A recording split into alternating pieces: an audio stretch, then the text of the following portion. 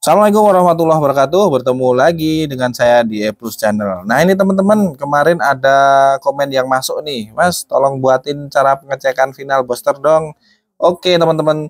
Yang komen nih mah, yang minta komen dulu dong nih, muncul dulu dong. Nah, di sini kita akan bagikan tip atau cara pengecekan transistor final booster teman-teman.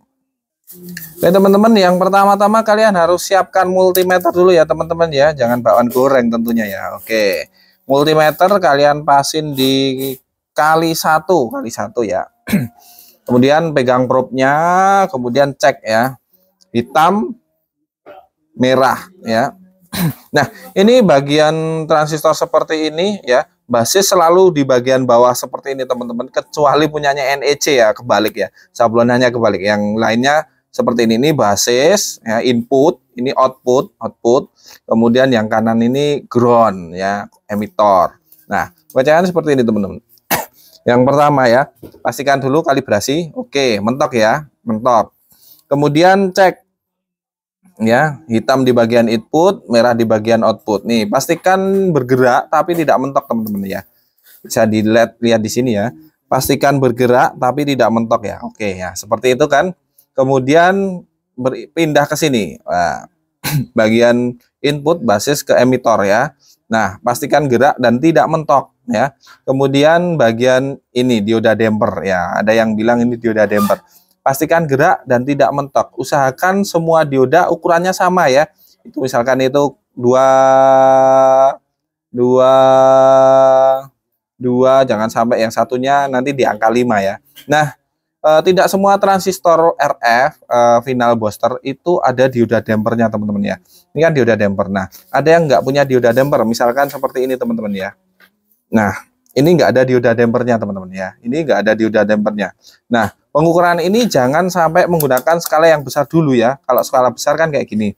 Ini kayak kelihatannya seolah-olah ada dioda dampernya, padahal sebenarnya enggak ya. Nah, kemudian kemarin pernah ditemui transistor ini menggunakan pengukuran ESC meter ya, itu yang digital itu. Gambarnya ada dioda dampernya, padahal enggak ya. Pengukurannya pakai kali satu dulu ya teman-teman ya, pakai 1 kali. Nah, kalau sudah diukur kayak gitu, ini dipastikan transistornya hidup ya, hidup itu bukan berarti sehat ya teman-teman ya, ada yang hidup tapi sakit ya. Nah, semoga teman-teman jangan seperti itu, tapi hidup dan sehat. Nah, kemudian langkah berikutnya untuk mengetahui transistornya sakit atau enggak, kita beralih ke 10K ya. Pastikan ketika dipegang seperti ini ya, multi Anda bergerak ya. Ya, gerak kan ini ya, gerak ya. Ini ciri khas 10 kilo ya, 10K kali 10K. Ini untuk mengetahui transistornya sehat walafiat atau sedang sakit. Nah, yang pertama dibalik dulu ya tangannya, yang hitam yang sebelah kanan ya. Hitam kasih bagian output teman-teman ya, kemudian bagian basis dikasih merah. Nah, pastikan tidak gerak ya teman-teman ya. Ini kan nggak gerak ya. Ya, seperti itu, nggak gerak ya. Kemudian yang kedua di bagian input sama ground kayak gini ya. Nah, pastikan juga nggak gerak teman-teman. Berarti ini sehat walafiat dan hidup. Nah, ada yang nggak sehat? Ada ya, misalkan ini ya. Kita punya 2782 ini ya. Yang pertama ini. Iya. Nah, gerak kan? Pasti gerak. Kemudian yang ini. Iya. Nah, geraknya parah kan? Iya. Ini istilahnya bocor katanya teman-teman, bocor.